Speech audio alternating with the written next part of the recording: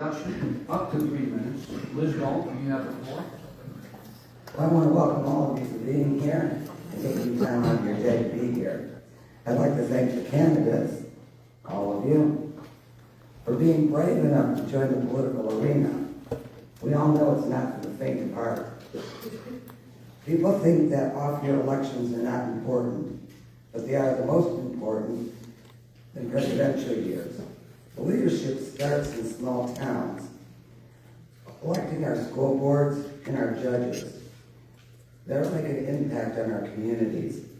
And those two arenas are only in the primary. They will not be in the general election. So spread the news to your fellow people. There's refreshments in the back.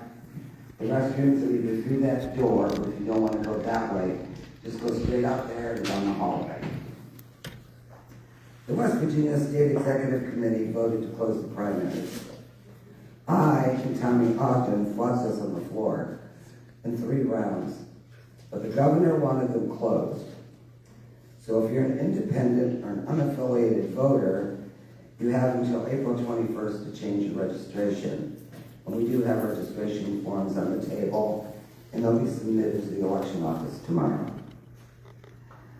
Please know that at the winter meeting of the state party, I and Tommy and a few of our other people will bring this matter back to the floor for a re-vote. It's not going to help us this year, but we feel it's completely wrong to alienate people that just don't know which party they want to belong to. I want to thank Tommy Ogden for all of his hard work putting this together, soliciting the candidates and creating the forum questions. I nor anyone has seen these questions yet. So if you have an issue, take it up with him. He will be our moderator tonight, and Laura will be our timekeeper. Thank you. Let's applaud you all and the candidates and Tommy for all the work you do.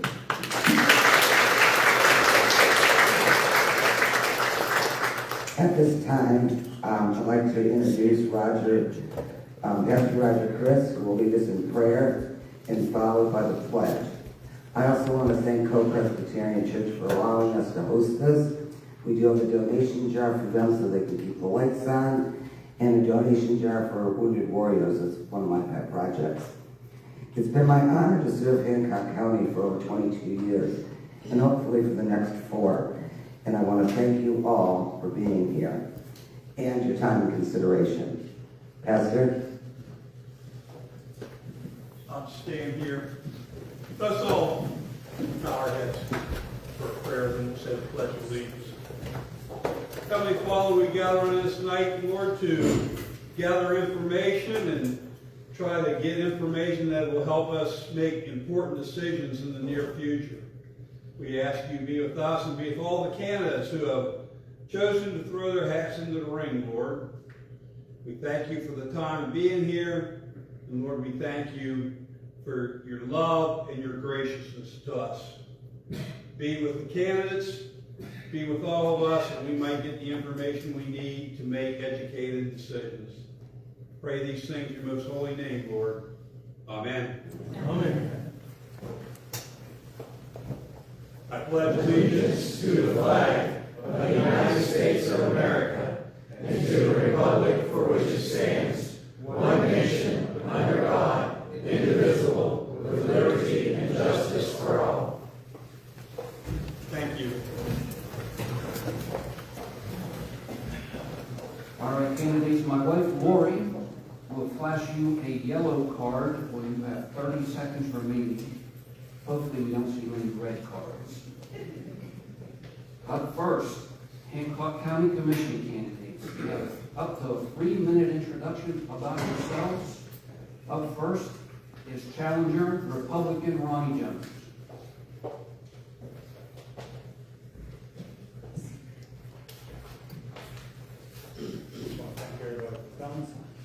My name is Ron Jones. I'm running for Hancock County Commissioner in Butler County. I grew up in North Reading in Hancock County. I've got 40 years in the water business. I'm a long-line resident of Hancock County. I've been working councilman for 8 years. I was in the House for 4 years. And I believe in working together to make make sure we have a safe place. Just a couple things I want to say. Keep louder. Can't hear me? We start over? Yes. Huh? Yes. Yeah, go on. Yeah, just tilt it up for three.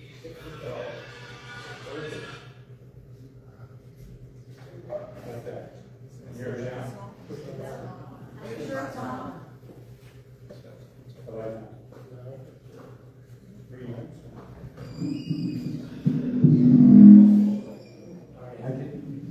You get it Can you closer hear to it? your mouth.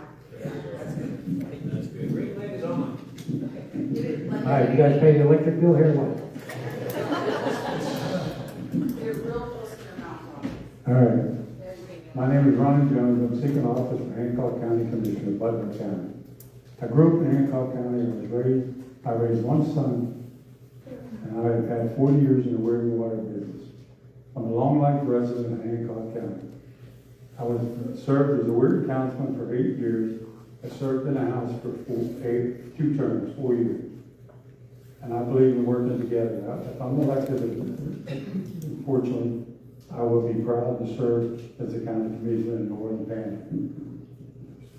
Four goals I have. That's firefighters, number one. I would really love to work with the firefighters to get them the money they need. I would fund the law enforcement, and I would make sure we got parole officers in schools. Another thing, I've put 15 years in the park board, and I know how the park board runs, and I would like to keep the park board going in Hancock County. Appreciate your vote on May 12th. Thank you very much.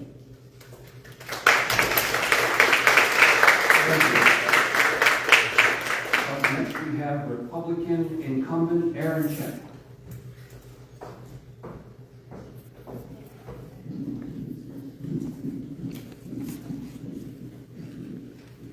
I am Erin Check, and I'm asking for your vote to serve a second term as county commissioner. The core reality I would like to share with voters is that Hancock County needs a commission that will choose budget stability. For too long, budgeting has been based on political pressure to increase department budgets every year, even in times of deficits. I support a budget based on stable funding and adjusted when needed based on data when yearly budgets are set. I like this method for 2 reasons. It insulates taxpayers from unexpected tax increases, and it protects public service personnel through stable funding. Operating with stability ensures that government will work to serve our future generations rather than our future generations working to serve our government. Every person you elect should perform their duties in a way that insulates future generations from insecurity. As one of your commissioners, I have consistently worked to replace wasteful systems with responsible ones, to be part of the solution rather than the problem, and to advocate for a strong county budget position. I'm energized to continue this work, and I appreciate your continued support and partnership toward these mutual goals of security. A check vote is a vote for steady progress, dependable public services, and a government that works for you. Thank you very much, and I hope to have your vote. Before I finish today, Liz Balt circulated a ballot with selections for you to copy. This is in the spirit of honesty. I will hand out copies of it now, noting 2 things. I don't agree with her choices, and voters decide elections, not party chairs. Thank you very much.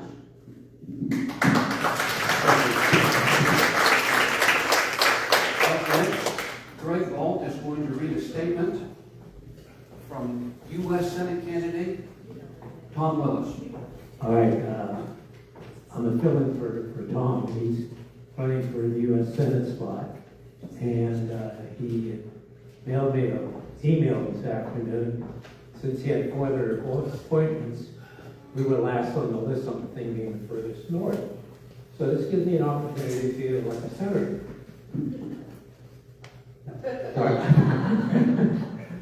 Well, it goes a long way. Friends and fellow West Virginians, this election is about who has proven they can deliver results. Not rhetoric. It's about who has the strength, the integrity, and the vision to actually represent you in Washington. That's why I'm proud to stand here today in support of Tom Willis for the United States Senate. Tom Willis is a career politician. He's a proven leader, and as a West Virginia National Guardsman for 26 years, he understands our communities. As a self-made West Virginia attorney and business owner, he understands our economy, and as the guy who defeated the lieutenant governor in the last race, he is the only one who can defeat, he's the only one, let me get this straight, he's the only one who can defeat Shelley Moore.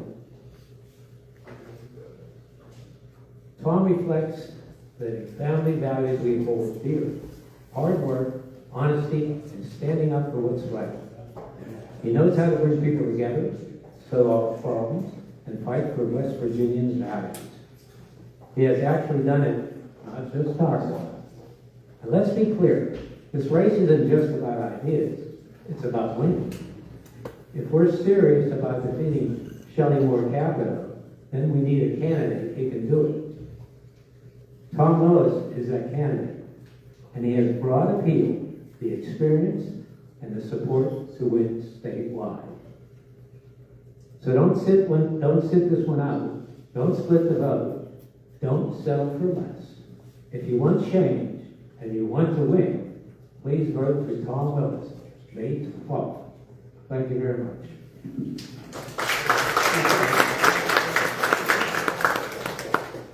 Alex, you're up next. Candidate for U.S. Senate. Introduce yourself.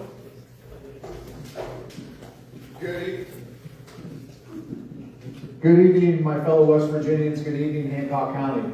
My name is Alex Gasser, and I'm running for the United States Senate to fight for you like you've never been fought for before and to bring generational change to West Virginia and to Washington, D.C. When I go to Washington, D.C., one of my singular issues is going to be the debt. Right now it sits at $39 trillion.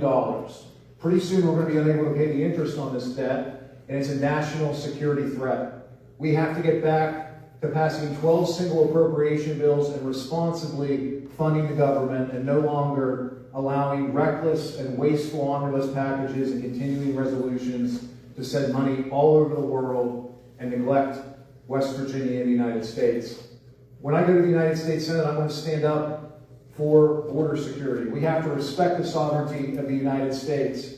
During the treasonous Biden administration, millions of illegals came into our country, killed our police officers, and raped our women. And your tax dollars put them in hotel rooms.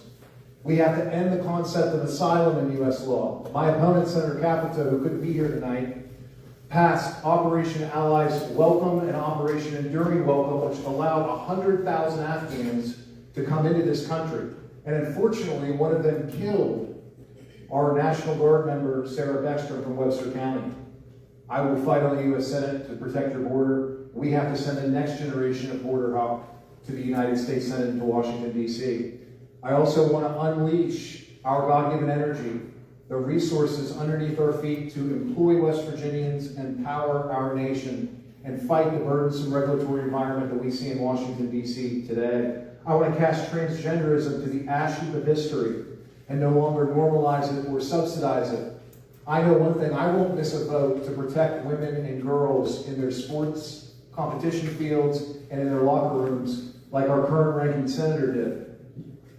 I need to go to the United States Senate to take on the people that hate the country, to send a rural check to people that are a problem like Alexandria Ocasio-Cortez and Ilhan Omar. I can battle the radical left.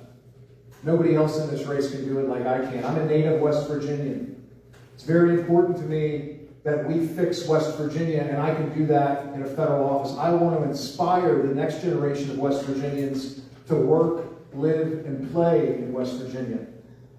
We can no longer afford to keep the same leadership that has allowed decades of decay and decline. You wake up every single day in this state, in countless communities, and you drink and you bathe in poisonous water. You're not connected to the internet. 19% of your bridges are structurally deficient, which is the highest in the nation. We cannot continue with busted roads and hopelessness. We have to inspire a new generation, and to solve the complex problems that we face in the 21st century requires a new generation to do that work. I humbly ask for you to vote for me. This race is between me and Senator Capito. It's between the future and the past.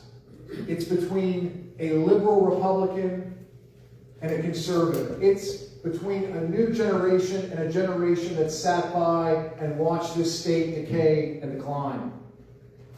Thank you. Thank you, Alex. One question for you. What do you feel like are your strengths that separate you from the other candidates? And is there anything you can do to take the fight in Washington?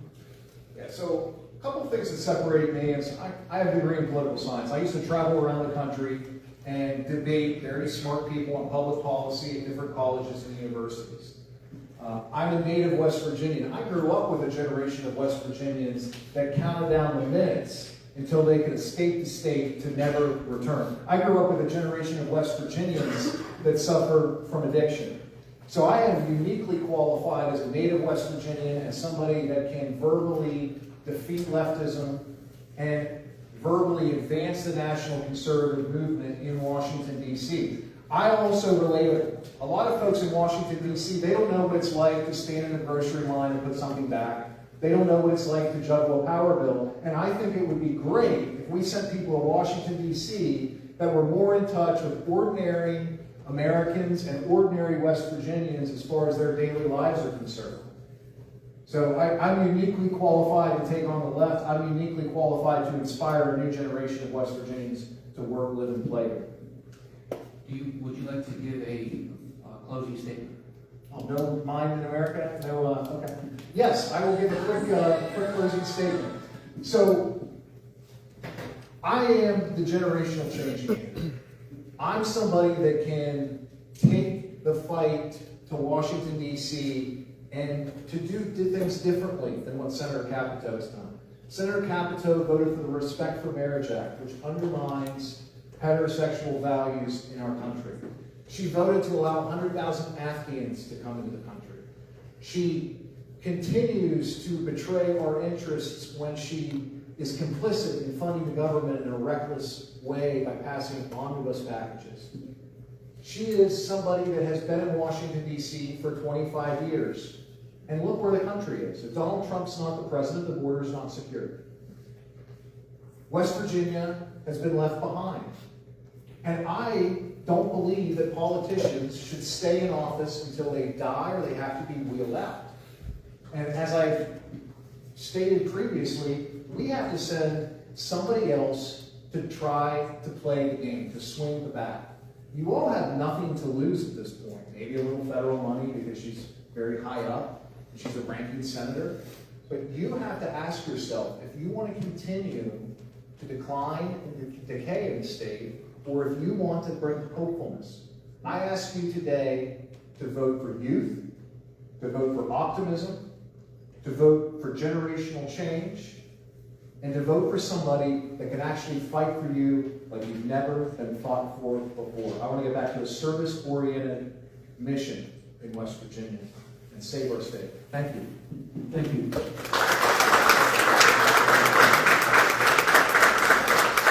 All right, up next we have West Virginia Senate candidates.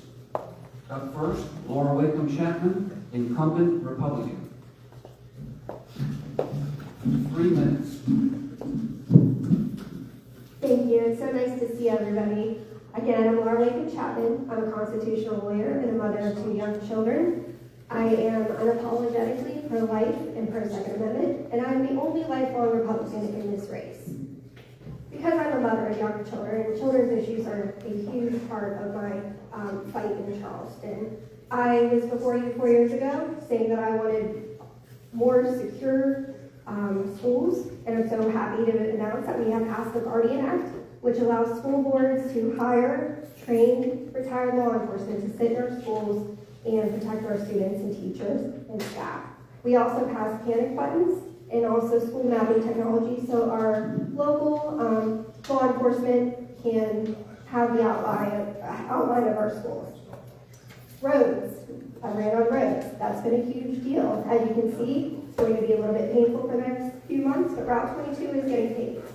I also was able to secure rock wall fencing for the Wall Biennial Bridge. That was very dangerous, and I'm very glad that got done. I have a great relationship with State Roads, District 6, and while they don't repair everything I ask them to, they do a good job of at least addressing the issues as I bring them up to them.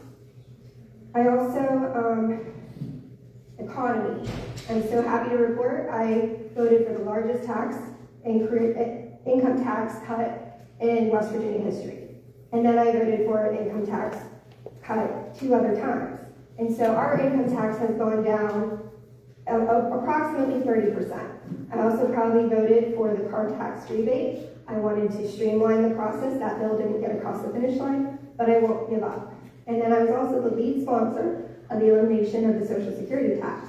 And I'm so happy to tell you that after working your entire life, Social Security is no longer taxed at the state level. I've also worked on several workforce issues. We need to be able to give opportunities to our families in the Northern Panhandle. I ran because I wanted to make the Northern Panhandle an even better place to live and raise a family.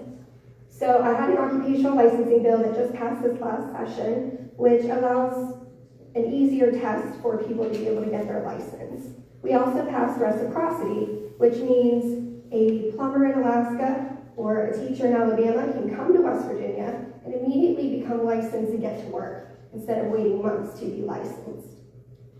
I've worked on several pieces of healthcare to make it more accessible and affordable. My Pharmacist Prescribing Authority Act allows for you to go to a pharmacy to get tested and treated for low-level diseases like flu or COVID. So you don't have to wait a couple of days to get into your doctor, and you don't have to go to the emergency room. I also... Oh, thank you. Up next, Republican challenger Joe Eddy. 3 minutes. Ready to start? Okay, we'll start now. Good evening, and thank you for having us here, and thank you for spending your time with us tonight. I'm Joe Eddy, and I want to be your next state senator for a lot of reasons. I believe West Virginia is at a crossroads in this period of time where in the next 2 to 3 years, we need mature decisions that are made in Charleston for the future, for the 25 to 50 years that we have to deal with those decisions if they're the wrong ones. I know we can turn our current challenges into opportunities. It's what I've been doing my entire career. I want to use my 45 years of experience in energy, manufacturing, and economic development, all in West Virginia, including 25 years of that time leading Eagle Manufacturing in Wellsburg, creating jobs, growing our business, and supporting our communities. I'm currently president, CEO of Enhanced Technologies in Wheeling, and my platform focus, you're going to hear a lot about this, but it's the same thing I've been doing my entire career, economic development and job creation. I want to diversify our industries, convert our energy resources into more downstream value for West Virginia. It's what I've been doing. I'm a petroleum engineer. I know the energy business very well. I want to convert those resources into downstream value and jobs. Grow jobs, our tax base, as well as our population. This is really important what I want to say next. I'm honored as a first-time candidate, and it's important that you guys know that. I've never run for office. I haven't been at the State House working. Okay? I'm the only non-candidate. That's the previous candidate. Okay? With that, I'm honored as a first-time candidate to have earned the support and the endorsements of the Gas and Oil Association of West Virginia, the West Virginia Manufacturers Association, the West Virginia Contractors Association, the West Virginia State Medical Association, the West Virginia Hospital Association, and the West Virginia Chamber of Commerce. Think about that. I haven't even been a candidate before, and I have the endorsements of over 60% of the employment base in West Virginia. I think I've done something right in my career.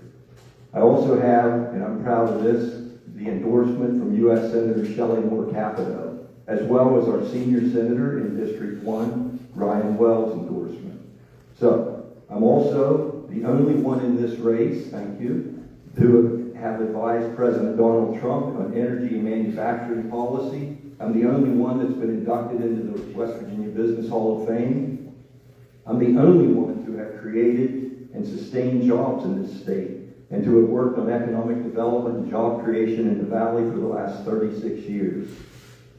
This is the one I'm most proud of, okay? I'm the only one in this race that has not been bankrolled by Democrat trial attorneys. Joe, you're going to have to pick that up here in a second. We got to yield the floor. Thank you. I see it. Thank you. Thank you. Thank you all very much. Up next, Democrat, current delegate Sean Fluharty. 3 minutes. 3 minutes. Thank you and good evening. I got a phone call this afternoon that said, I'm not sure we're going to have any Democrats there tonight. You going to make it? I said, hell yeah.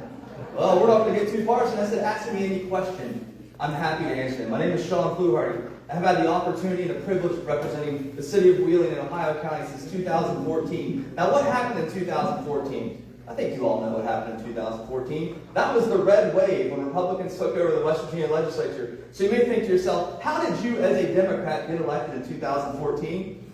Because Republicans still love me. And they vote for me, and they're going to vote for me in November. And I guarantee by the time I walk out of this room tonight, many of you are going to be supporting. I have great respect for my colleagues here, but I think I bring a little bit of a different attitude. If you follow me at all in Charleston, you know I will shy away from nothing. I'm not afraid to get up and speak my mind. I'm tired of a lot of things going on. I'm tired of the division in this country, the division in this state, and the division in this legislature. I'm tired of watching our young people leave. That's why I first got into politics. I watched all my friends, their whole goal was to get out of Dodge, get out of West Virginia. My goal was to resurrect this area. And I've been fighting for the Northern Panhandle since I've been elected in Ohio County, and it's damn time that I represent the whole Northern Panhandle. And I'm going to be proud to do that come November. And we're proud to meet with all of you this evening and answer tough questions, whether it's now or afterwards or in the future. I have no problem doing that. I'm a kid from a trailer park in Moundsville, West Virginia. That's where I grew up. My dad's a retired electrician. My mom's a retired teacher's aide for special needs kids. That's my background. That's where I come from. That's who I fight for. You hear a lot of things in politics. You hear a lot of nonsense. You're not going to hear any nonsense coming from me. I don't need any notes. I don't need to come up here and tell you who's all endorsing me. I'm not here to appease Charleston or appease Washington, D.C. I'm certainly not here to kiss any ass to politicians. I'm here to represent you, talk about you, and fight for you. I look forward to this evening. Thank you very much.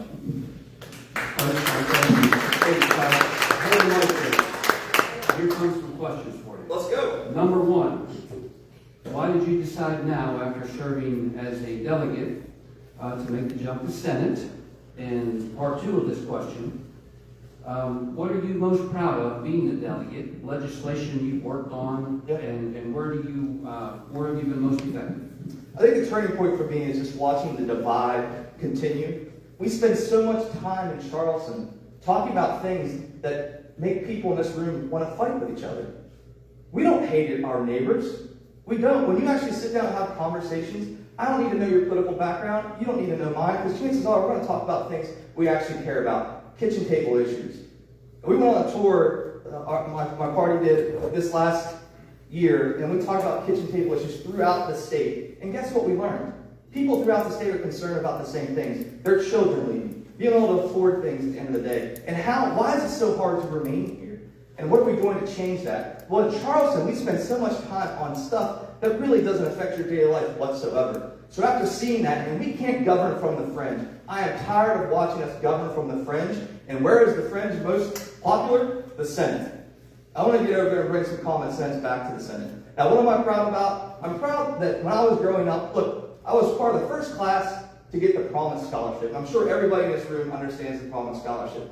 I also understood when I took office in 2014 that it was weakening. So what am I proud of? I'm proud of running gaming legislation that has fully funded the Promise Scholarship and fully funded this year out of lottery funds our EMS. And that happened because we passed sports betting and I being in legislation. I led the charge on that. And just 2 years ago, I worked across the aisle with our Republican House of Delegates, Roger Hanshaw, who has been at the helm now for many years. I went to Roger and said, Western University needs some help here on a gaming center. And we passed legislation. There's a new gaming center. It's going to graduate students. It's going to fuel our state for years to come in one of the fastest growing industries in the entire country. Okay, thank you very much. Thank you. Joe, Eddie, you're up next. This question's for you. Well, I'm surprised I get an opportunity. Thank you. Representing the Northern Panhandle.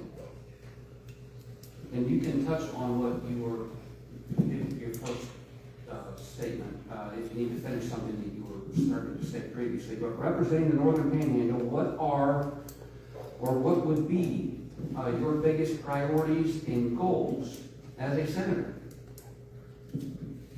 Well, the first thing I'll say is what I said in my platform speech, and that was that I think that we've been the energy provider to this entire nation for a long time, okay, for 100+ years.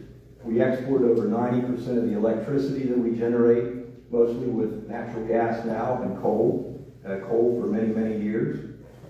We're still number 49 in GDP per capita in the country.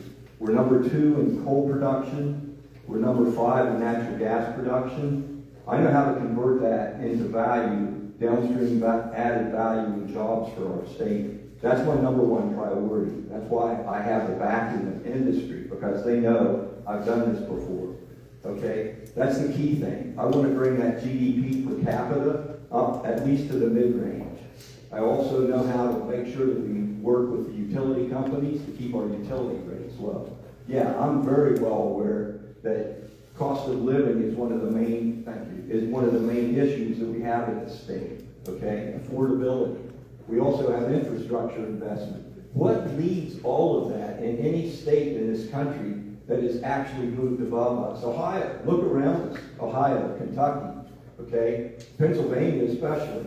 What has done that? They're converting a higher percentage of their produced energy, whether it's coal, natural gas, electricity, to in-state use. Okay, thank you.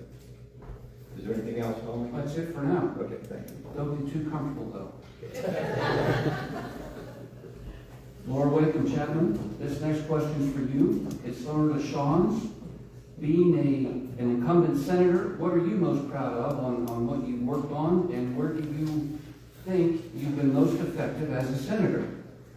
Well, I kind of talked about a couple of my wins. The one that I'm most proud of this last session is, along with the House Majority Leader Pat McGeehan, I led the charge on the Senate side to get the $8 million loan for Hancock County schools. It is just a loan, and there's accountability and transparency provisions because our innocent teachers, staff, bus drivers, and cooks deserve to be paid. Through no fault of their own, they're in this situation. I also almost got my utility bill over the finish line, which would have given a 1-year pause on all rate increases, water, sewage, energy, and then the PSC, the Public Service Commission, would have to come to the legislature and give us actionable items to lower our utility costs, because we have more energy under our feet than any other state in the nation, and our utility rates are going up more than any other state in the nation. I also am not giving up the fight on the homestead exemption increase. That didn't quite get across the finish line, but I was a proud sponsor of that too. And so there's other issues that still need worked on, but really the Guardian Act was a big one. Okay, thank you. I have another question for you here. Representing the Northern Panhandle, what are our greatest challenges? And is there something specific or in general that you believe the legislation needs to tackle in the next session? Sure. So Ohio County obviously had devastating mass casualty events with flooding. I had a bill to dredge our flood-prone waterways. I also have a state guard bill, which is similar to the National Guard, but they can't be federalized. And that's where our neighbors would come in and help in a natural disaster situation. I always answer my phone when a constituent calls. That's how I try to get help in the Northern Panhandle. I have solved numerous issues for constituents, and I feel like that's probably my greatest strength up here. I also am the only candidate in this race with a great relationship with Governor Morrissey. And that matters when the Northern Panhandle needs something like the $8 million loan. And so while there is legislation that can pass to help, I proudly voted for $125 million above and beyond our regular state road budget because clearly we need help with our roads.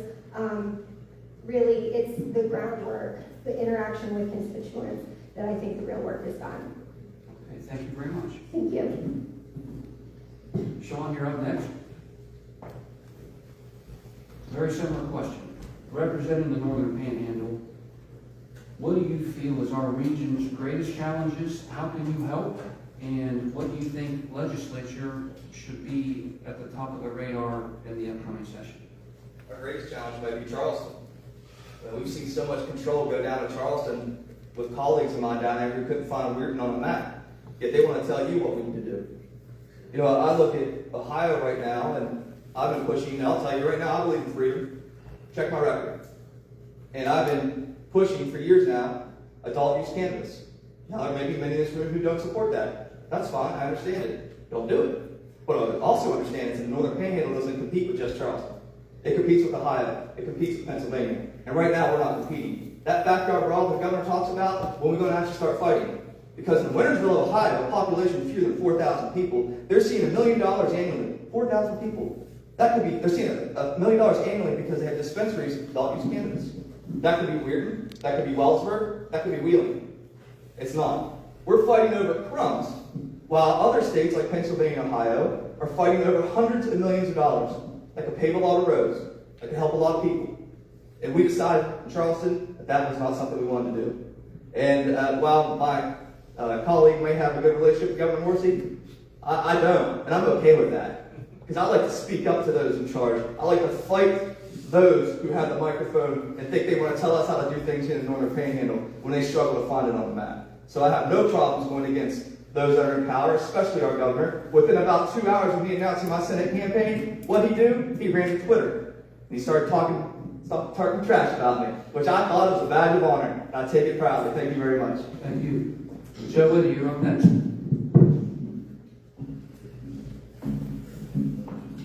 What can we do, what can you do as a senator to increase jobs and business investment for our region? I've been talking about it all night, actually. And I wish you would ask me what the biggest challenges that we have in Charleston and West Virginia. Excuse me? You can answer that. Okay. I think you've just seen it. You talk about a challenge. We have representation in Charleston. Let me talk about a couple of records here. We're talking about, I don't have a record, okay? But I looked at the records for the last 3 years of both of my colleagues here that are running against me and for the Senate. Ms. Chapman has a 32% record for business in West Virginia. And I hate to say this, but Delegate Fluharty has a better record. He's at 52%. So we talk about wanting to add jobs and add economy. We need to take advantage of our best resources that we have, and that's energy, natural gas, coal, it's our people. So yeah, we have opportunities here. We can turn some of these challenges into, like I said, downstream value that we want to keep in West Virginia. But when you talk loud, I'm not a loud talker, okay? I'm not a politician, okay? Just because you talk louder doesn't mean people are going to listen. And I think that's what you're going to run into if you get what you just heard in Charleston. Okay, you can make that decision. If you want a flamboyant guy that's going to be fighting, the rest of the Republicans down there all the time, you know who you vote for. If you want somebody that's going to go to work for you and use his experience, that'll be me. And I look forward to that for you. One more question. Yes, thank you. In business, AI data centers, Bitcoin mining, these types of industries, do you believe they should be part of West Virginia's future? And if so, do we have the infrastructure to host them? Two answers to that. As far as Bitcoin mining, I'm no expert in that. Okay. As far as AI data centers, I think Ohio now has over 200. Pennsylvania has about $100 billion of committed and over 100 data centers already. West Virginia has a few, just a few. I think on a select basis, we could support somewhere between 3 to 5 and maybe 10.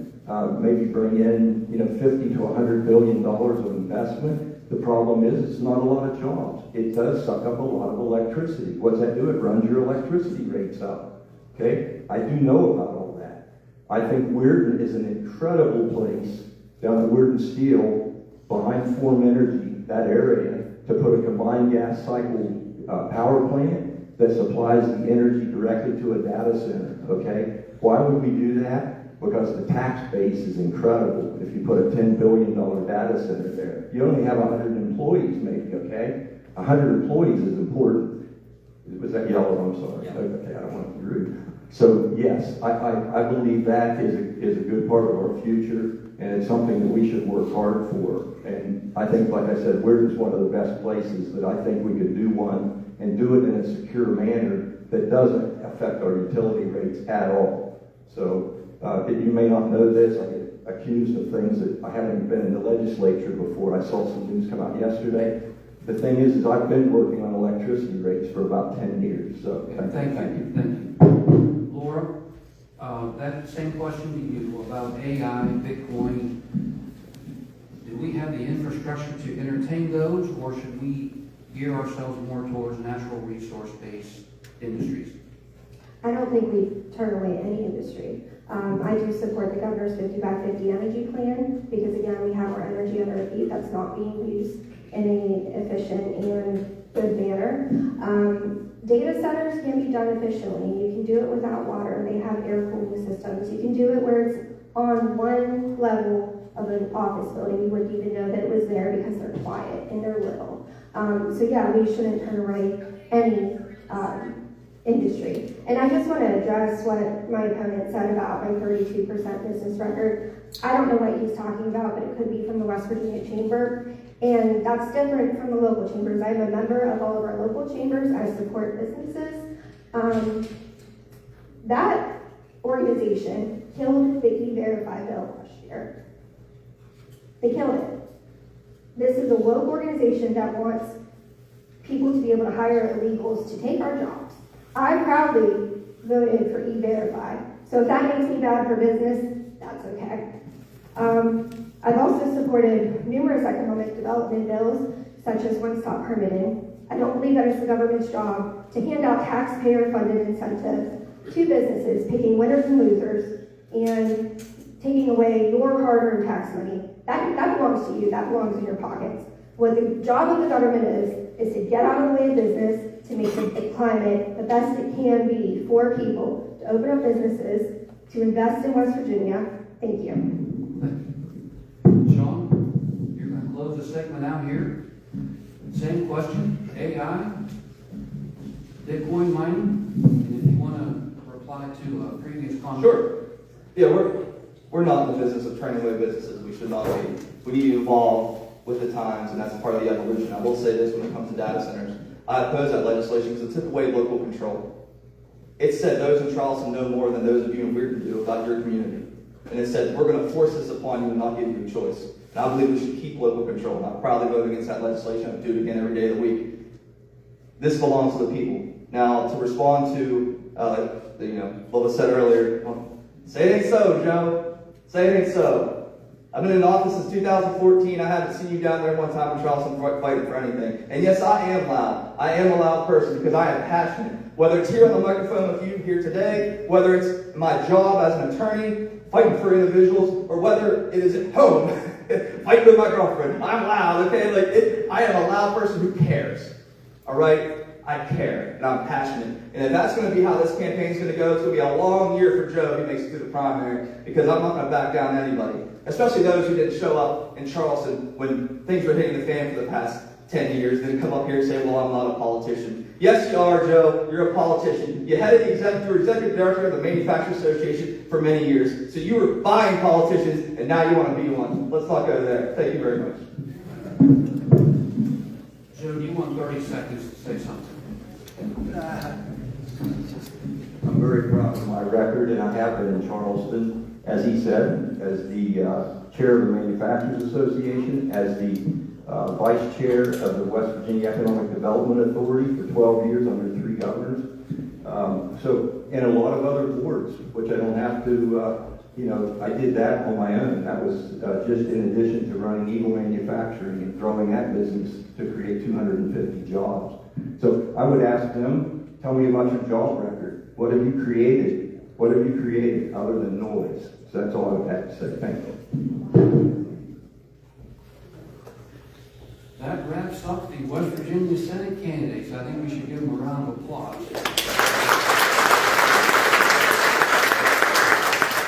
Next up is House of Delegates, District 1.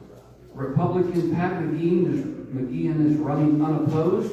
Pat, would you like to speak for 5 minutes? Sure. Senator Chapman, I promised your husband I'd give him my extra copy of Dostoevsky's so here. It's the second best novel. Next time he wants to debate me, make sure he reads that first. Yeah, thanks for having me. I appreciate it. A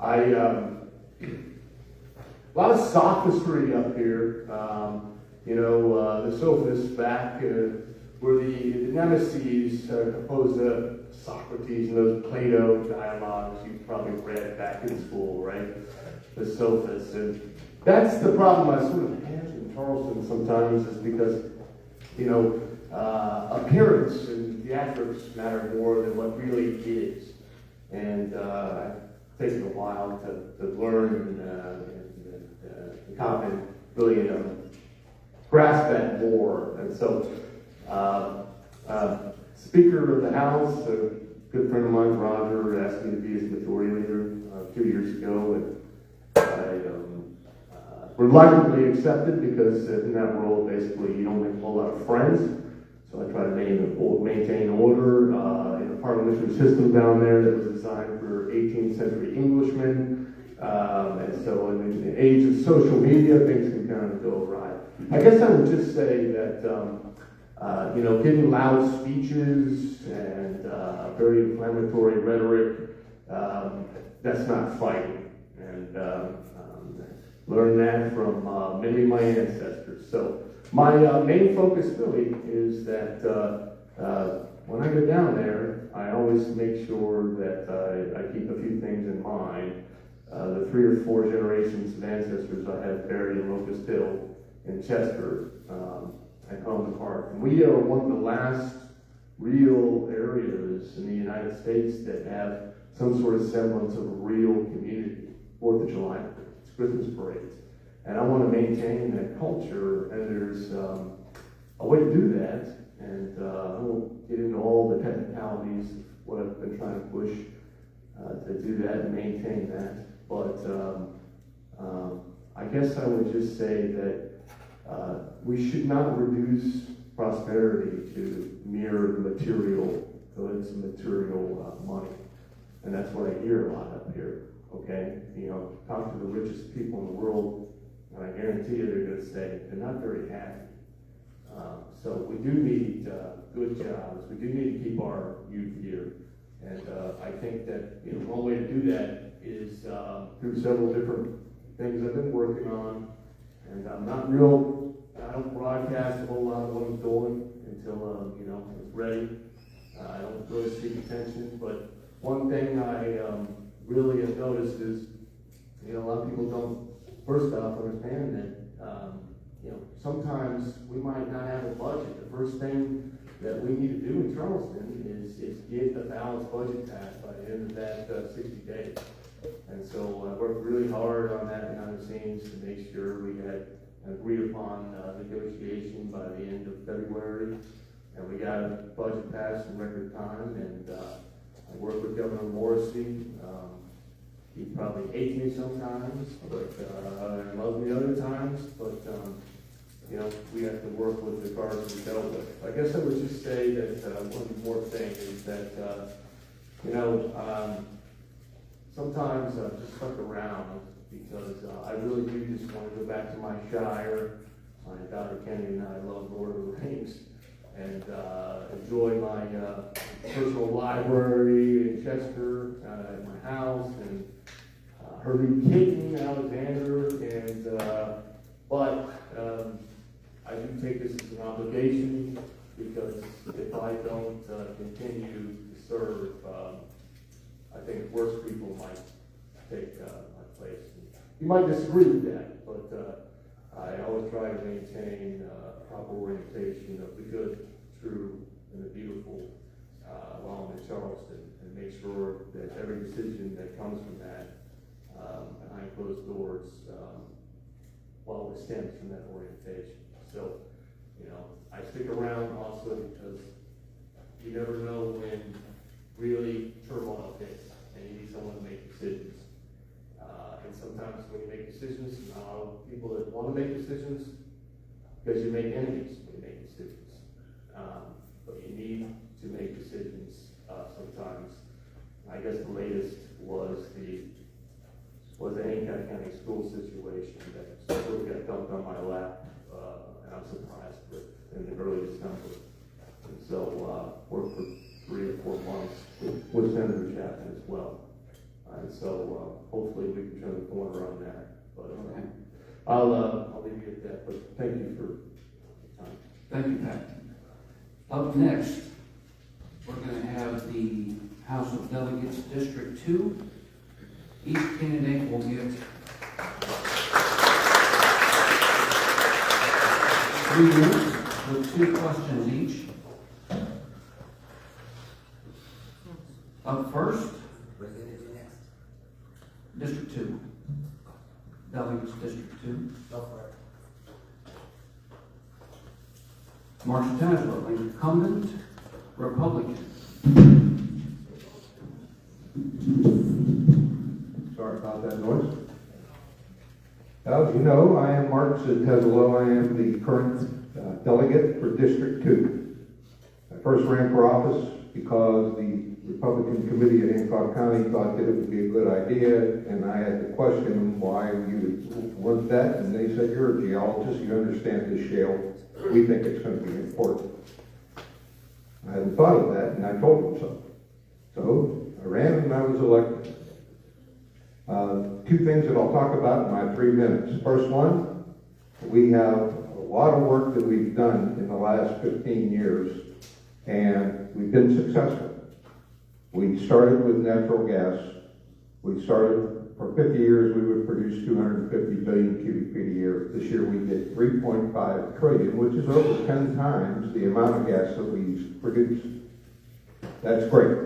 It took a long time. It took over 6 years to get the legislation in place to make sure we do this as efficiently as possible. Now comes the next step. What do we do with all this energy? You've heard Mr. Eddy. I could sing part of my song. We stood up with the governor and worked with him on a bill to set up the Office of Energy in Charleston. That is an office that is set up to do energy policy. So now, since we only use 300 billion cubic feet of gas, the people that are in charge right now that it's been stood up are bound and determined to use more of our energy here. You'll hear more of this coming. I am really happy that it's come to this. With that, as far as I'm concerned, it's great progress, and I am ready to start working tomorrow to see that we can get some work in the state of West Virginia using our energy. Second thing, I am the Vice Chair of Energy and Public Works. Big public works issue, as we know in Weirton, is water. The governor had a bill that came to us late in the session to start to legislate and come up with rules for how we deal with water systems. It wasn't quite ready for finalization. But we, on the Energy and Public Works Committee, are committed to making sure that it comes together this session, working with the governor's people who have been pretty good. And I intend to bring that to fruition, and that will, of course, help the city of Weirton, because water issues are going to be a big thing. Finally, why do I run? Well, I'm lucky because I have 6 grandchildren who live 5 minutes up the creek from me, or I should say creek, to be more technically correct. They need something to do, and I'm glad to help figure out a way that those boys and girl, 5 boys, 1 girl, have something to do in this town. And with that, I see the red mark, and thank you very much for your time. Thank you.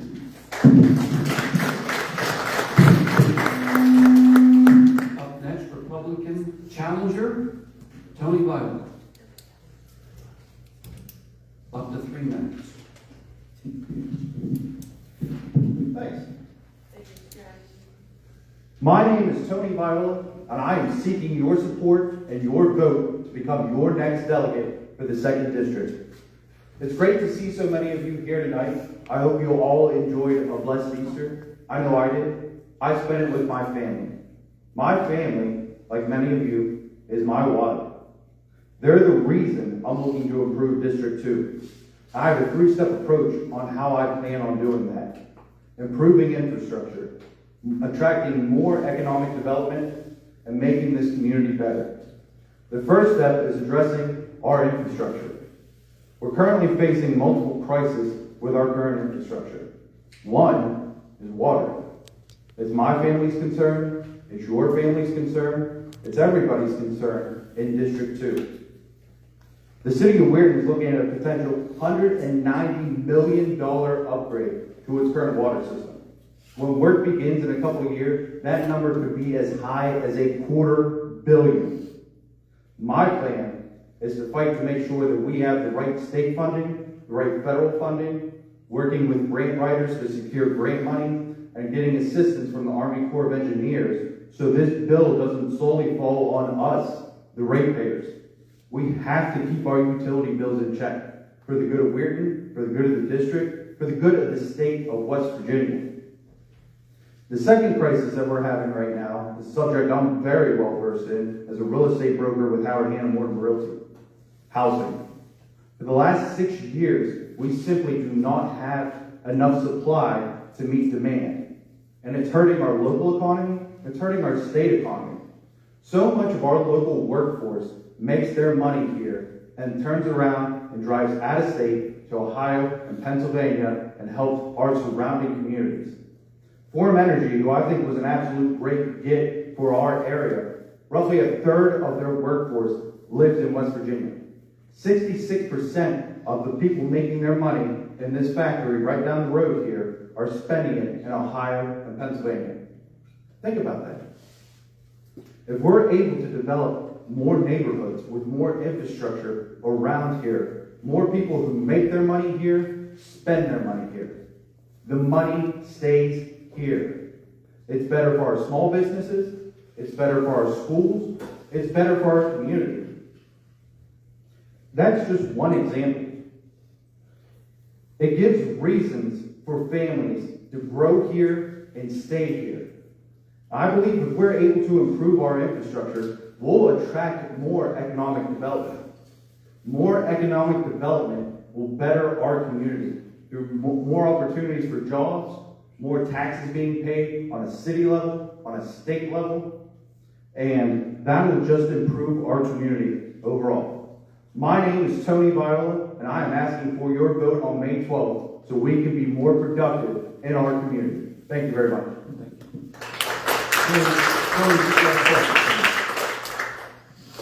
What are your strengths as a person that would make you a great delegate? And what do you think the legislation, what would be some of your top priorities?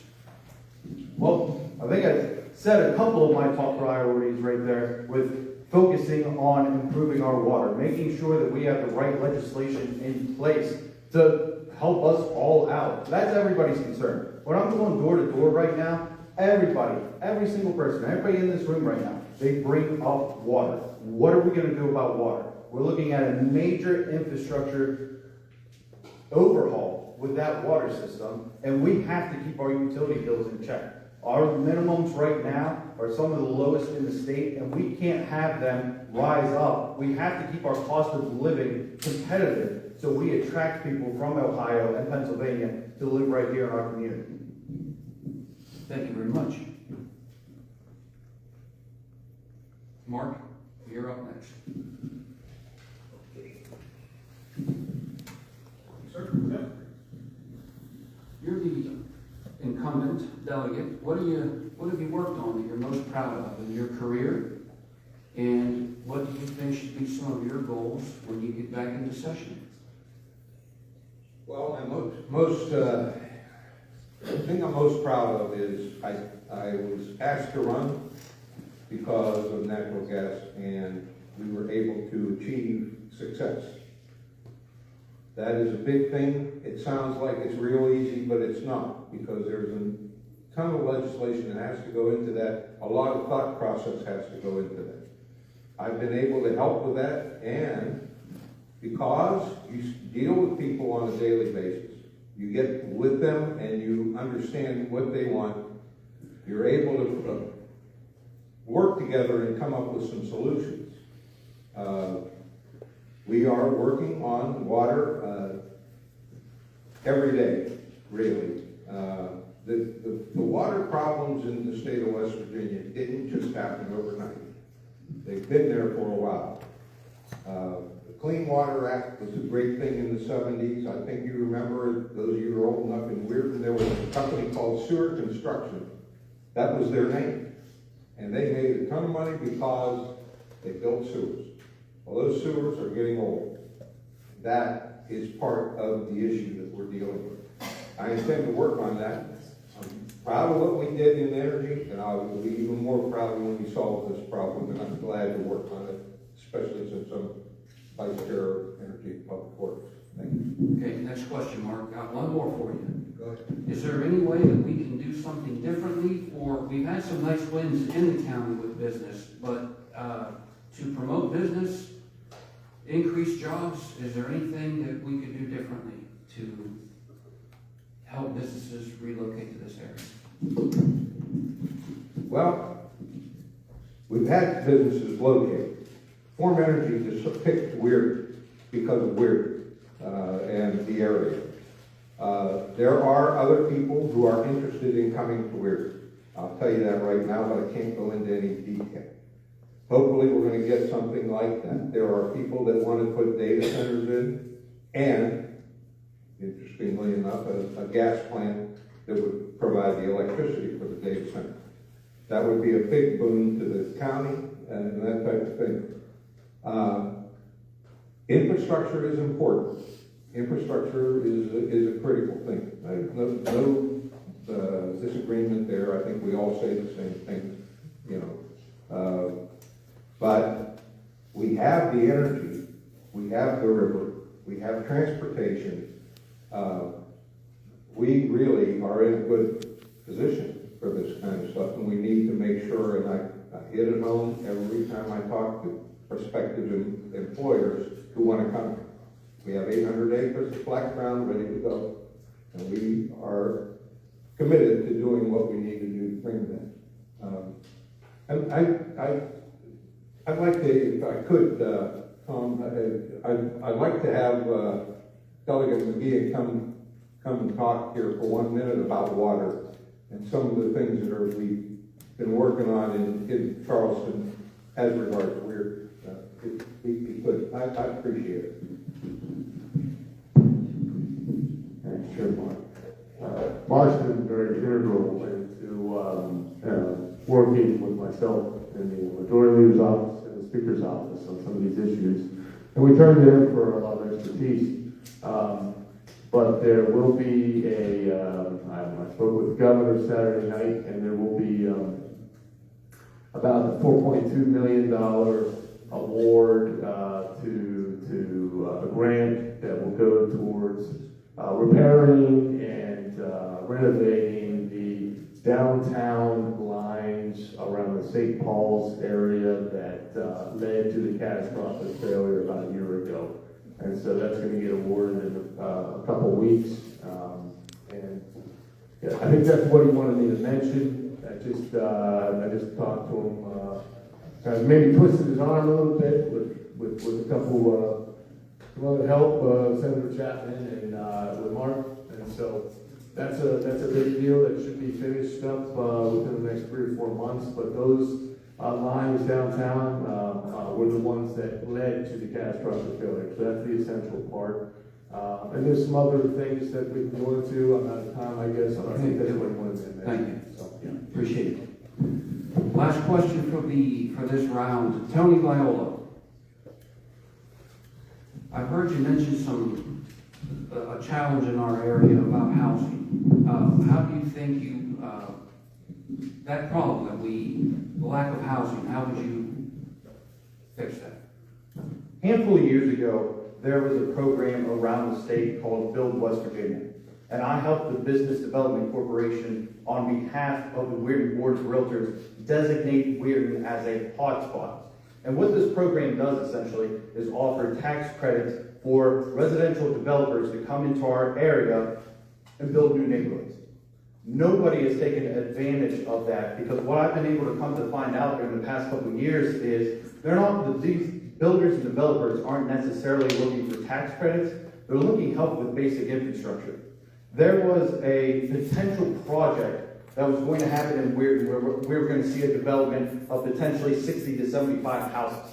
The developer came here, he was willing to put the land, put the utilities on this parcel, build the houses, do the sidewalks, do the roads, but he needed help in connecting this project to other areas and other paper alleys in Weirton. And simply the budget wasn't there in order to do so, so we missed out on that potential project.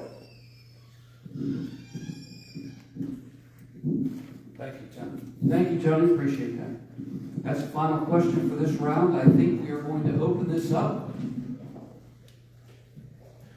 Okay, Liz.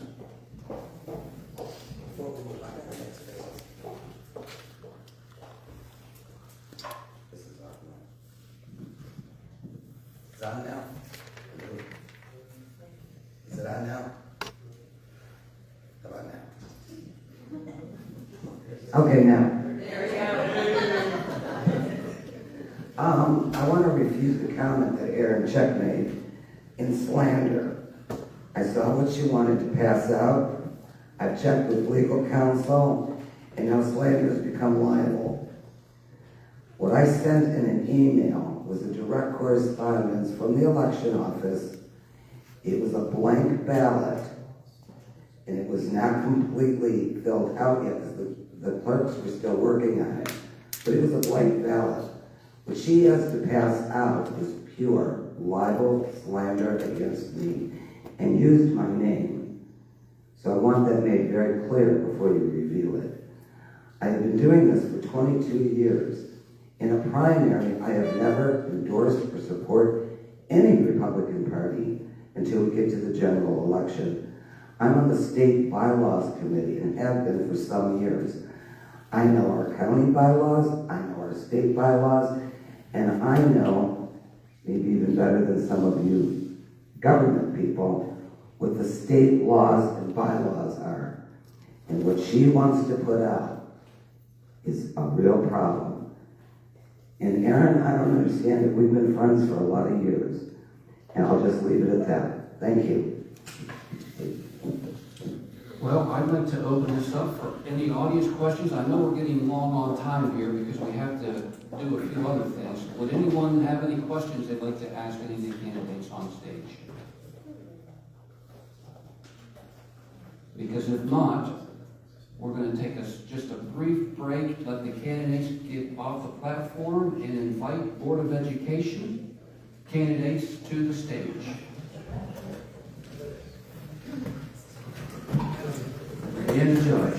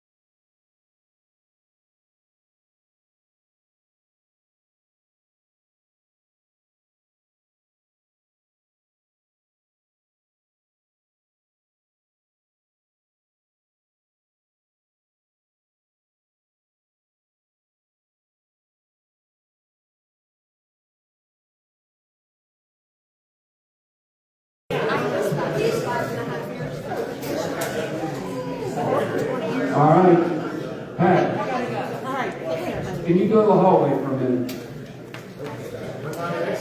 Well, we're trying to run this meeting. Everybody, please take a seat.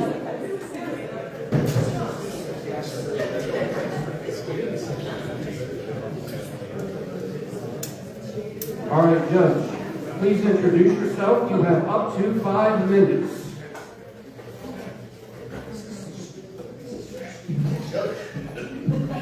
My apologies for folks that Doug here.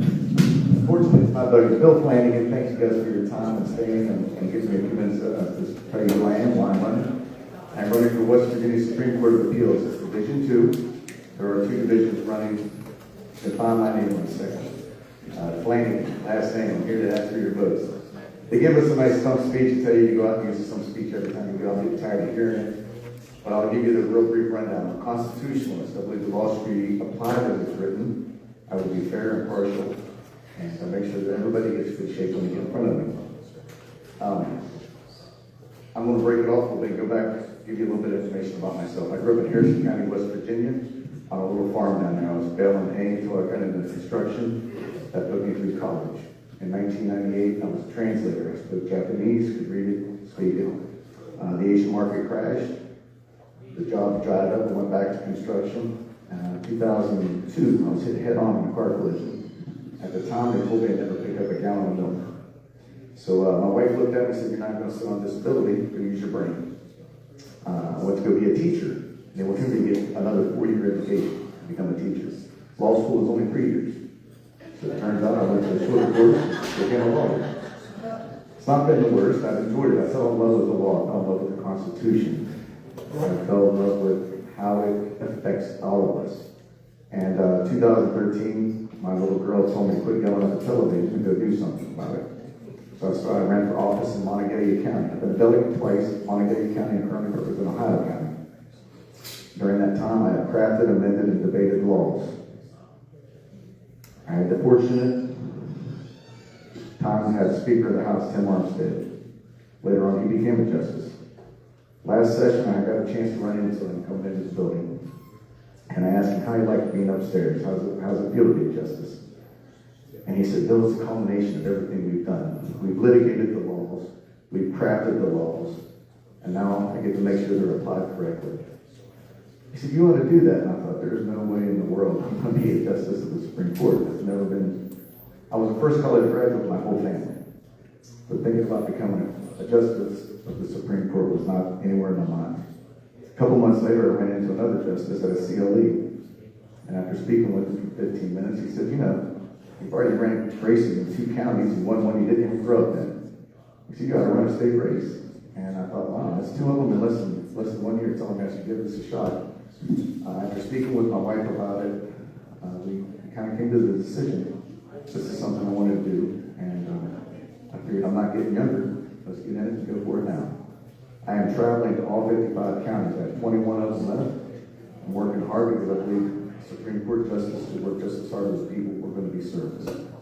I really would appreciate your vote. And I don't think I've heard anybody out here say this, but most of the counties I've talked to have told me 40 to 50% of the votes occurred and done on early voting. This isn't just May 12th. By April 29th, a lot of people's decisions will be made. So I look for you guys to please provide me your support. I humbly ask for that, and I will have to run again in 2 years. So you get the opportunity to sit right back out if you don't mind. Thank you all very much for your time. Thank you very much. Up next, Board of Education candidate, Melissa Bain.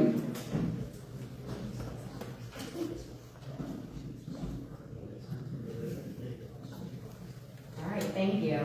So looking out, I know about half of you, and I don't know about half of you, and I know we are also being live streamed. So I will give a little bit of background, but I am Melissa Bain, and I'm running for Hancock County School Board of Education. I'm very thankful for all of you coming out tonight. As I have made my decisions to vote over all of the years, I usually have about a paragraph that I have to go by to decide who I'm going to vote for. So some of you may have seen I'm putting a lot of effort into my campaign just so people know who I am. I feel that I'm qualified to run for the Board of Education because of my career, and many other qualities that I possess, whether they're related to education or not. But one of the things I really do want to put out there, just right to start, I'm running in the Clay District, but the way the Board of Education election works, anyone from any district can vote for any of us. And there's only one seat available in Grant, and there's only one seat available in Butler because we have continuing members on the board from there. So there will be 2 spots that could be chosen for Clay District people and one of the others, or however that all breaks out down. So I do want you to know, and that information I actually put together with my team on my website, melissabainboe.org. There's an election tab, and it explains how magisterial districts work. So I encourage everyone in the election for Board of Education to try to make an informed decision. So back to my own qualifications. I have been a teacher in Hancock County.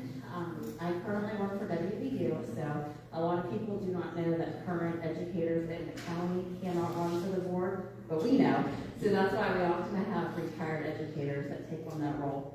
I'm in a unique position to take my current educational experience as well as what I've learned from my work and apply it to hopefully help solve some of the problems in Hancock County schools. Like the person that just spoke, traveling around West Virginia, I have been completely honored to teach in more than 40 counties in West Virginia in the last 4 years due to my job for West Virginia University. And I have seen firsthand how we stack up among the other school districts in this state. We have so much to be proud of here in Hancock County, and we have things that need solutions. So one of the things that I want everyone to realize is state code is what really has to bind our policies. Like, we need to look at state code. And I said at our Meet the Candidate last week, if we don't like the state code, then we can work with the state legislature to try to change it. But we do have to follow it. So back to my education. I went from preschool through 9th grade up in the northern end of the county. We moved to Weirton in the middle of my freshman year, and then I ended up graduating from Weir High in 1997. I joined the Navy to get money for college. So did that for a little while, came back, and started my education career at West Virginia Northern, where I did go part-time. It took me a while to get through, but I was the valedictorian of my class, so that paid off. I transferred to West Liberty University to get my bachelor's degree, and I was at the top of my education class.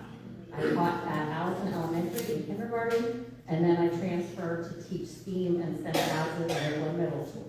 I was in the midst of that wonderful position when I had the opportunity to start working for WVU as a traveling STEAM specialist. So a lot of people don't know what STEAM is. If you know what STEM is, science, technology, engineering, and math, you add art to it, and you have STEAM. So with that, I have been able to really help with hands-on learning, but the core of what I do is critical thinking and problem solving, which is on my flyer. But I am planning a low-impact campaign as much as possible. So QR codes that go directly to my website on my materials. We will be visiting you in your neighborhoods. I can't personally reach every house in Hancock County, but I have a lot of people supporting me. So there are videos on YouTube. You can hear me talk for a lot longer than I am. You can hear people talking about me, but I am always available to answer questions. My email is voteformelissabaines@gmail.com. So please email me. I would love to connect with you with any concerns that you have, and I really appreciate it. Thank you.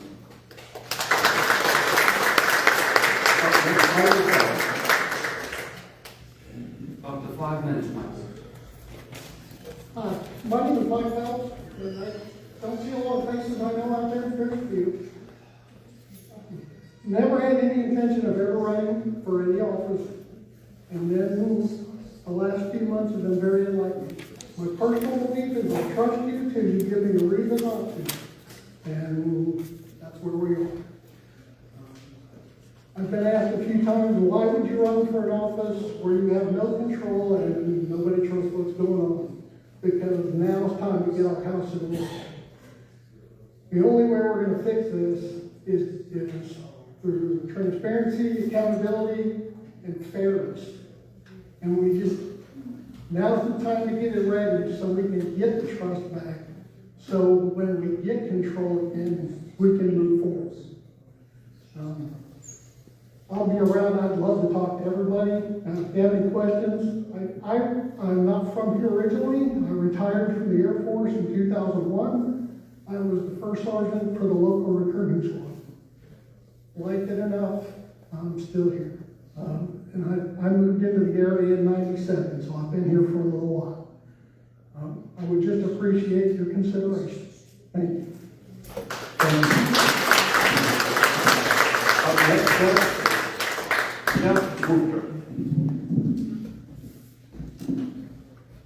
Good evening, everybody. I think the board candidates will be just a tad less, I don't know. Vocal is a good word, yeah. No, I really appreciate both Melissa and Mike and everybody that puts their name on the ballot. God bless them. It takes a lot of courage to do that. I do have Parkinson's, so I might shake it, but it won't kill me. But I'd like to go over my background. I was born and raised in Hancock County. My wife and I graduated in '81 from Oakland High School. We have 3 children that all graduated from Hancock County School. My son Brandon's here with his lovely wife Paige, who's the Red Rider. And we allow her in the family, so we love her dearly. And our daughter Katie, the high school principal, is Cannon Upshur. We're very proud of her. And our daughter James, who gave us our only grandchild so far. We love her and James, but we love Nellie.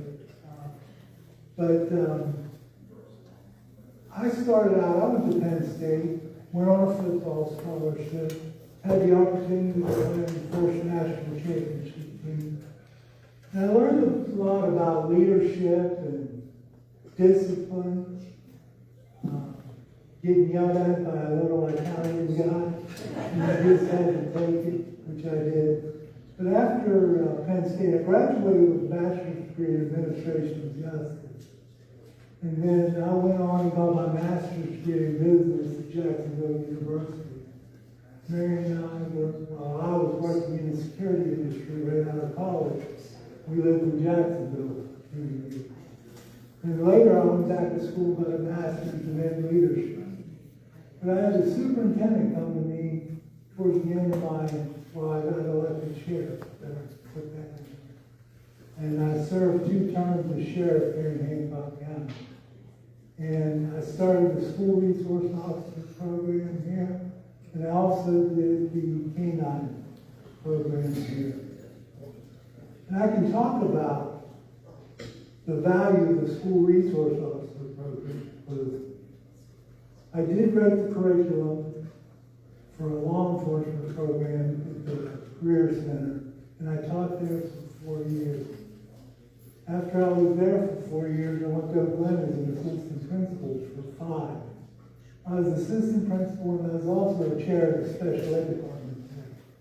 So I got an invaluable lesson on dealing with special needs students. I could not get a job as a principal in Hancock County School. I raised the fuss with the Board of Education when they bought the land for Weird Heights Elementary, because we bought it off the prosecuting attorney, which was not allowed by law. And I raised the fuss about it because they paid $500,000 more than another similar piece of property was purchased 10 months earlier, just across the county line, for $615,000. They spent $1.2 million on the land for Weird Heights Elementary. And so I knew the writing was on the wall. I was not going to get promoted here in Hancock. So I took a job as principal at Hampshire High School. 1,100 kids, comprehensive high schools. When I went there, they were ranked 113th out of 114 schools. 2 years later, they were up to 34. And I got the job as a superintendent in Barber County based on that. Harvard County was ranked last when I took that job. In 7 years, so they were 55th out of 55. In 7 years, we raised the 24th. I did interview to be the superintendent here in Hancock County in 2017. It was Tim Woodward, myself, Tom Petrovich, and Danny. I got called back for the second interview, but it was in April. They had waited too long. And I told my board, I can't do that to you. I desperately wanted to come up and work here, but I had to call and tell them. They called me for the second interview and I said, I can't do it. Can't do that to the current board. So I'm retired and I appreciate you. Thank you.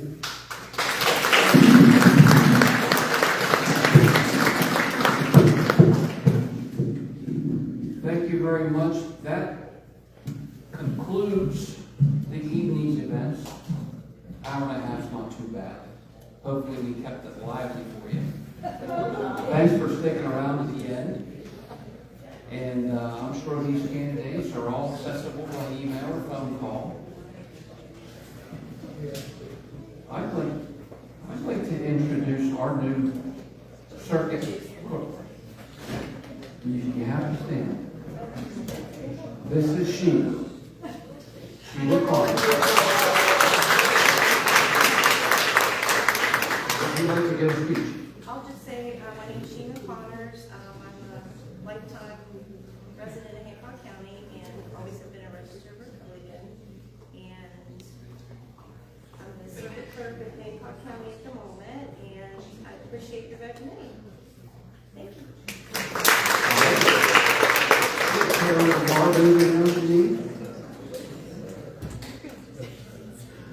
Okay, thank you. Seriously, everyone, thank you very much. Thanks to Liz, the Hancock County GOP. A lot of effort goes into this, and we appreciate you being here. Have a great evening.